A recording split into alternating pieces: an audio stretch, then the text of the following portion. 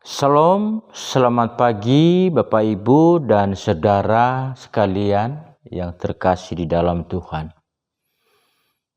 Pada pagi hari ini, mari kita bersama merenungkan sebuah firman Tuhan dengan sebuah tema, peliharalah kasih persaudaraan. Di dalam kitab Ibrani pasal yang ke-13 ayat yang pertama dikatakan, peliharalah kasih persaudaraan. Saudara, kasih persaudaraan ada dua hal. Pertama, saudara kandung dan saudara seiman. Saudara kandung artinya satu ayah dan satu ibu. Sedangkan saudara seiman adalah memiliki agama atau keyakinan yang sama. Saudara, ketika kita berbicara tentang saudara kandung dan saudara seiman, seyogianya juga kita harus berbicara tentang kesatuan, kebersamaan, kekompakan, dan kasih. Namun dalam kenyataannya yang terjadi adalah pertengkaran, permusuhan, saling gosip, saling menyalahkan, baik itu saudara kandung maupun saudara seiman. Supaya tercipta kesatuan, baik saudara kandung maupun saudara seiman, kita harus memelihara kasih dalam persaudaraan. Kata peliharalah menunjukkan bahwa kasih persaudaraan itu harus dijaga, dirawat, diperhatikan dengan sungguh-sungguh. Begitu juga saudara seiman harus dijaga, dirawat, diperhatikan. Sama seperti tanaman yang harus dirawat, harus disiram, dikasih pupuk supaya tetap hidup dan tidak layu, tapi tetap segar. Saudara, di bawah ini ada 3 hal yang menjadi perenungan bagi kita semua. Yang pertama adalah kasih persaudaraan adalah identitas kita sebagai anak Allah. Yohanes pasal yang ke-13 ayat yang ke-34 sampai dengan ayat yang ke-35 dikatakan, Aku memberi perintah baru kepadamu, yaitu supaya kamu saling mengasihi sama seperti aku telah mengasihi kamu. Demikian pula kamu harus saling mengasihi. Dengan demikian semua orang akan tahu bahwa kamu adalah murid-muridku, yaitu jikalau kamu saling mengasihi. Artinya saudara, kita ini dikenal bukan hanya sebagai murid, tetapi dikenal sebagai murid yang sejati.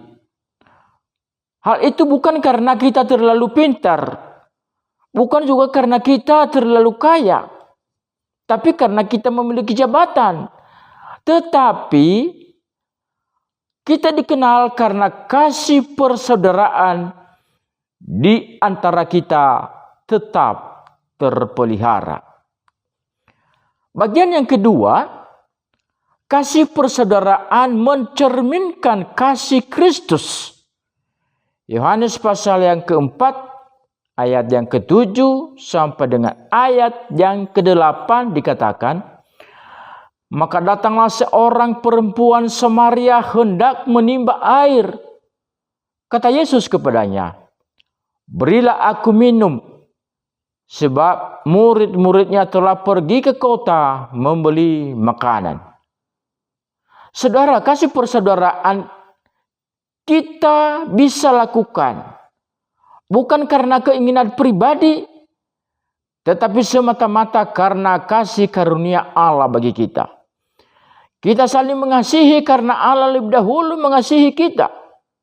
Karena kasih persaudaraan, ketika kita memelihara dalam sebuah komunitas, maka kasih Kristus menjadi cerminan bagi kita sebagai orang percaya. Bagian yang ketiga, kasih persaudaraan harus nyata di dalam tindakan sehari-hari.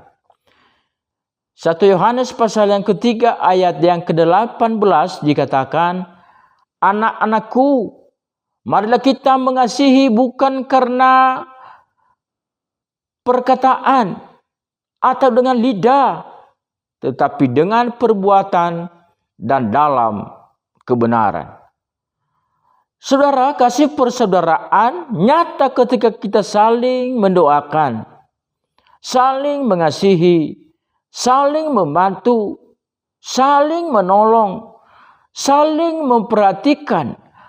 Bahkan ketika kita rela berkorban bagi sesama yang membutuhkan. Kisah Para Rasul pasal yang kedua ayat yang ke-44 sampai dengan ayat yang ke-45 dikatakan, dan semua orang yang telah percaya tetap bersatu, dan segala kepunyaan mereka adalah kepunyaan bersama. Dan selalu ada di antara mereka yang menjual harta miliknya, lalu membagi-baginya kepada semua orang sesuai dengan keperluan masing-masing. Kesimpulan dari renungan kita pada pagi hari ini yang pertama, kasih persaudaraan adalah identitas sebagai anak Allah. Bagian yang kedua, kasih persaudaraan mencerminkan kasih Kristus di antara orang percaya. Dan yang ketiga, kasih persaudaraan harus nyata dalam tindakan dan perbuatan sehari-hari. Amin. Selamat pagi, selamat beraktivitas. Tuhan Yesus memberkati kita semua. Amin.